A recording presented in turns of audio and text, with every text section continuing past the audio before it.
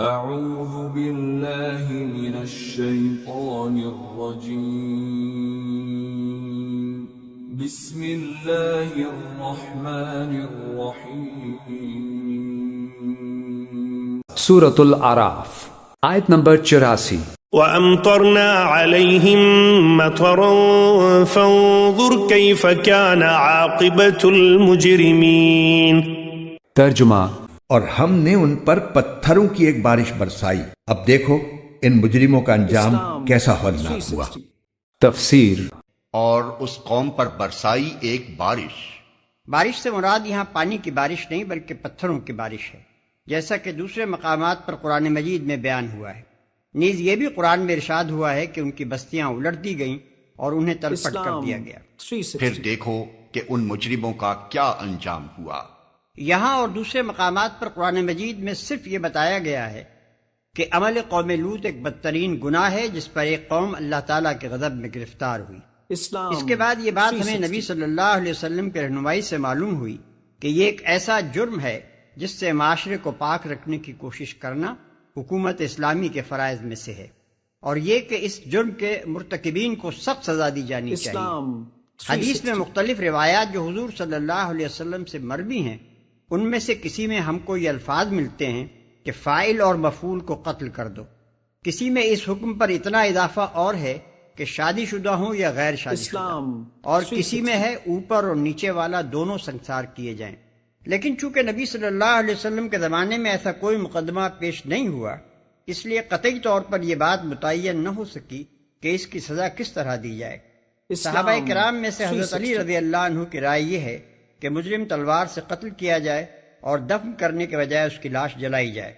اسی رائے سے حضرت ابوبکر صدیق رضی اللہ عنہ نے اتفاق فرمایا ہے۔ حضرت عمر رضی اللہ عنہ اور حضرت عثمان رضی اللہ عنہ کی رائے یہ ہے کہ کسی بوسیدہ عمارت کے نیچے کھڑا کر کے وہ عمارت ان پر ڈھا دی جائے۔ ابن عباس رضی اللہ عنہ کا فتویٰ یہ ہے کہ بستی کی سب سے اونچی عمارت سے ان کو سر کے بل پھینک دیا جائے اور اوپر سے پتھر برسائے جائیں۔ فقہا میں سے امام شافعی رحمۃ اللہ علیہ کہتے ہیں کہ فاعل و مفعول واجب القتل ہیں، خواہ شادی شدہ ہوں یا غیر شادی شدہ۔ شعبی، زہری، مالک اور احمد رحمہ اللہ کہتے ہیں کہ ان کی سزا رجم ہے۔ سعید بن مسیب، عطا، حسن بصری، ابراہیم نخعی، سفیان ثوری اور اوزاعی رحمہ اللہ کی رائے میں اس جرم پر وہی سزا دی جائے گی جو زنا کی سزا ہے، یعنی غیر شادی شدہ کو 100 کوڑے مارے جائیں گے اور جلا وطن کر دیا جائے گا، اور شادی شدہ کو رجم کیا جائے گا۔ امام ابو حنیفہ رحمۃ اللہ علیہ کی رائے میں اس پر کوئی حد مقرر نہیں ہے، بلکہ یہ فعل تعزیر کا مستحق ہے۔ جیسے حالات و ضروریات ہوں ان کے لحاظ سے کوئی عبرتناک سزا اس پر دی جا سکتی ہے۔ ایک قول امام شافعی رحمۃ اللہ علیہ سے بھی اسی کی تائید میں منقول ہے۔ معلوم رہے کہ آدمی کے لیے بات قطعی حرام ہے کہ وہ خود اپنی بیوی کے ساتھ عمل قوم لوط کرے۔ ابو داؤد میں نبی صلی اللہ علیہ وسلم کا یہ ارشاد مروی ہے کہ عورت سے یہ فعل کرنے والا ملعون ہے۔ ابن ماجہ اور مسند احمد میں حضور صلی اللہ علیہ وسلم کے یہ الفاظ منقول ہیں کہ اللہ اس مرد کی طرف ہرگز نظر رحمت سے نہ دیکھے گا جو عورت سے اس فعل کا ارتکاب کرے۔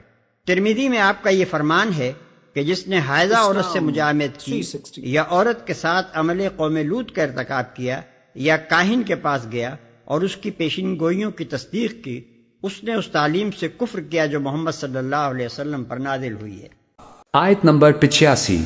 وَإِلَى مَدْيَنَ أَخَاهُمْ شُعَيْبًا قَالَ يَا قَوْمِ اعْبُدُوا اللَّهَ مَا لَكُمْ مِنْ إِلَٰهٍ غَيْرُهُ قَدْ جَاءَتْكُمْ بَيِّنَةٌ مِّن رَّبِّكُمْ فَأَوْفُوا الْكَيْلَ وَالْمِيزَانَ وَلَا تَبْخَسُوا النَّاسَ أَشْيَاءَهُمْ وَلَا تُفْسِدُوا فِي الْأَرْضِ بَعْدَ إِصْلَاحِهَا ذَلِكُمْ خَيْرٌ لَكُمْ إِن كُنتُم مُؤْمِنِينَ۔ ترجمہ، اور مدین کی طرف ہم نے ان کے بھائی شعیب کو بھیجا، انہوں نے کہا اے میری قوم کے لوگو، اللہ کی عبادت کرو، اس کے سوا تمہارا کوئی معبود نہیں ہے۔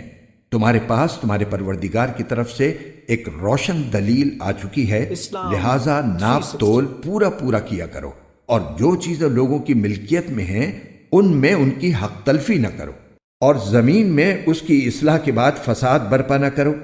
لوگو، یہی طریقہ تمہارے لیے بھلائی کا ہے۔ اگر تم میری بات مان لو۔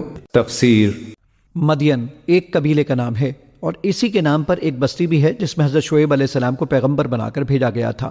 ان کا زمانہ حضرت موسیٰ علیہ السلام سے کچھ پہلے کا ہے اور بعض روایات میں ہے کہ وہی حضرت موسیٰ علیہ السلام کے خسر تھے۔ یہ ایک سرسبز و شاداب علاقہ تھا اور یہاں کے لوگ خاصے خوشحال تھے۔ رفتہ رفتہ ان میں کفر و شرک کے علاوہ بہت سی بدعنوانیاں رواج پا گئیں۔ ان کے بہت سے لوگ ناپ تول میں دھوکہ دیتے تھے۔ بہت سے زور آور لوگوں نے راستوں پر چوکیاں بنا رکھی تھیں جو گزرنے والوں سے زبردستی کا ٹیکس وصول کرتے تھے۔ کچھ لوگ ڈاکے بھی ڈالتے تھے۔ نیز جو لوگ حضرت شعیب علیہ السلام کے پاس جاتے نظر آتے انہیں روکتے اور تنگ کرتے تھے۔ ان کے بدعنوانیوں کا ذکر اگلی 2 آیتوں میں آ رہا ہے۔ حضرت شعیب علیہ السلام کو اللہ تعالیٰ نے اپنی قوم کے لیے پیغمبر بنا کر بھیجا۔ انہوں نے مختلف طریقوں سے اپنی قوم کو راہ راست پر لانے کی کوشش کی۔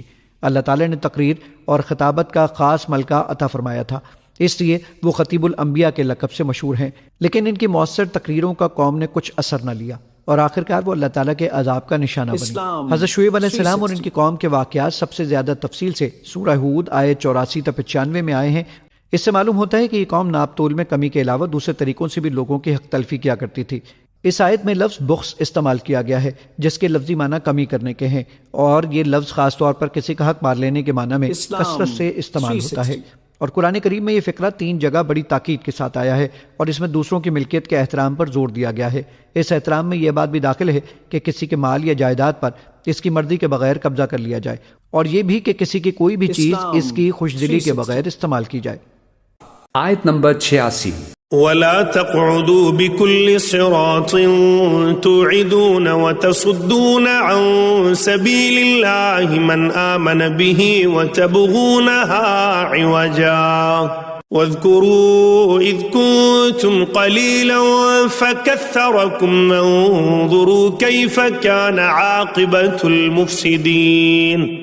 ترجمہ اور ایسا نہ کیا کرو کہ راستوں پر بیٹھ کر لوگوں کو دھمکیاں دو، اور جو لوگ اللہ پر ایمان لائے ہیں ان کو اللہ کے راستے سے روکو اور اس میں ٹیڑھ پیدا کرنے کی کوشش کرو، اور وہ وقت یاد کرو جب تم کم تھے پھر اللہ نے تمہیں زیادہ کر دیا، اور یہ بھی دیکھو کہ فساد مچانے والوں کا انجام کیسا ہوا ہے۔ تفسیر اس کا مطلب یہ بھی ہے کہ ان کی تعداد میں اضافہ ہو گیا، اور یہ بھی کہ ان کو خوشحالی زیادہ نصیب ہوئی۔ آیت نمبر 87۔ وَإِن كَانَ طَائِفَةٌ مِّنكُمْ آمَنُوا بِالَّذِي أُرْسِلْتُ بِهِ وَطَائِفَةٌ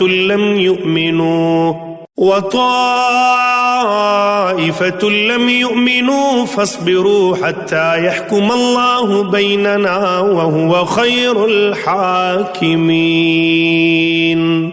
ترجمہ اور اگر تم میں سے ایک گروہ اس پیغام پر ایمان لے آیا ہے جو میرے ذریعے بھیجا گیا ہے اور دوسرا گروہ ایمان نہیں لایا تو ذرا اس وقت تک صبر کرو جب تک اللہ ہمارے درمیان فیصلہ کر دے، اور وہی سب سے بہتر فیصلہ کرنے والا ہے۔ تفسیر یہ در حقیقت ان کی ایک بات کا جواب ہے۔ وہ کہتے تھے کہ ہمیں تو مومنوں اور کافروں میں کوئی فرق نظر نہیں آتا، جو لوگ ایمان نہیں لائے وہ بھی خوشحالی کی زندگی بسر کر رہے ہیں، اگر ان کا طریقہ اللہ کو پسند نہ ہوتا تو انہیں یہ خوشحالی کیوں نصیب ہوتی؟ جواب یہ دیا گیا ہے کہ اس واقعے کی خوشحالی سے یہ دھوکہ نہ کھانا چاہیے کہ صورتحال ہمیشہ ایسی ہی رہے گی، ابھی اللہ تعالیٰ کے فیصلے کا انتظار کرو۔ آیت نمبر 88۔ قال الملأ الذين استكبروا من قومه لنخرجنك يا شعيب والذين آمنوا معك من قريتنا أو لتعودن في ملتنا قال أولو كنا كارهين۔ ترجمہ ان کی قوم کے سردار جو بڑائی کے گھمنڈ میں تھے کہنے لگے، اے شعیب، ہم نے پکا ارادہ کر لیا ہے کہ ہم تمہیں اور تمہارے ساتھ تمام ایمان لانے والوں کو اپنی بستی سے نکال باہر کریں گے، ورنہ تم سب کو ہمارے دین میں واپس آنا پڑے گا۔ شعیب نے کہا، اچھا اگر ہم تمہارے دین سے نفرت کرتے ہوں تب بھی؟ تفسیر قال الملأ الذين استكبروا من قومه، کہا اس کی قوم کے ان سرداروں نے جنہوں نے تکبر کی روش اختیار کی، لنخرجنک یا شعیب والذین آمنوا معک من قریتنا، اے شعیب ہم تمہیں اور جو تیرے ساتھ ایمان لائے ہیں انہیں اپنی بستی سے نکال باہر کریں گے، او لتعودن فی ملتنا، یا تم لوگوں کو واپس آنا ہوگا ہمارے ملت میں، جو ہمارا طریقہ تھا، جو ہمارا دین تھا، جو ہمارے رسمیں ہیں، ریتیں ہیں، رواج ہیں، انہیں اختیار کرنا پڑے گا۔